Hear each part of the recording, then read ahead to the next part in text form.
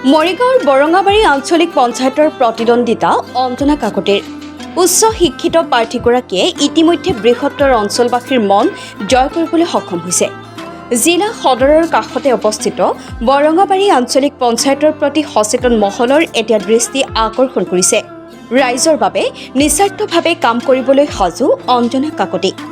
মৰিগাঁৱৰ পৰা বুবুনাথৰ reporter live Assam. Rongali বিহুৰ শুভেচ্ছা জ্ঞাপন কৰিছো আৰু এতিয়া ৰাইজে হঠাতে এইটো হল আৰু ৰাইজে সহায় সহযোগ কৰিব আগলৈ সেইটো আশা কৰিছো।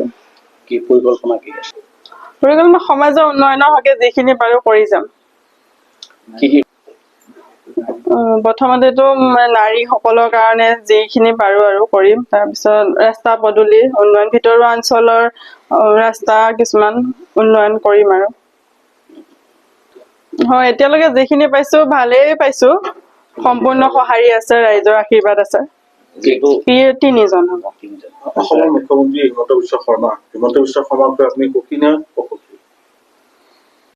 অসমীয়া সমাজৰ উন্নতিৰ হকে যথেষ্ট কাম কৰিছে। তেওঁ চিন্তা আদৰ্শ আমি আগুৱাই যাম। প্ৰতিদ্বন্দ্বিতা এতিয়া বিৰোধী হৈছে AGP আৰু নিৰ্দলীয় প্ৰাৰ্থী এজন উঠিছে। সেইটো সময় ক'ব আৰু কিমান ভোটত জিকিবা? ভোটতে আশা আছে। আপোনাৰ 6,000কে ওপৰত থাকিব লাগে। মোৰ লগতে মোৰ যাৰ হয় বহুত ভাল লাগিছে, বহুত আশা আছে, বহুত আশাবাদী। কিমান ভোটত আৰু আমাৰ বহুত সহায় সহযোগ আহিছে আৰু আমি তেনেদৰে ভাল লাগিছে সকলোৱে যে আগুৱাই আহিছে। আশা কৰো আমি বহুত ভোটত আগুৱাই যাম বুলি। বহুত ভাল লাগিছে এজনী নাৰী উঠিব পৰা কাৰণে আমাৰ, আৰু নাৰীৰ যিটো আশাবাদী আৰু চৰকাৰে বহুত কাম কৰি গৈছে নাৰীৰ কাৰণে, আৰু নাৰীয়ে যেন সৰ্বশ্ৰেষ্ঠ হৈ আগুৱাই যায় সেই মুখে।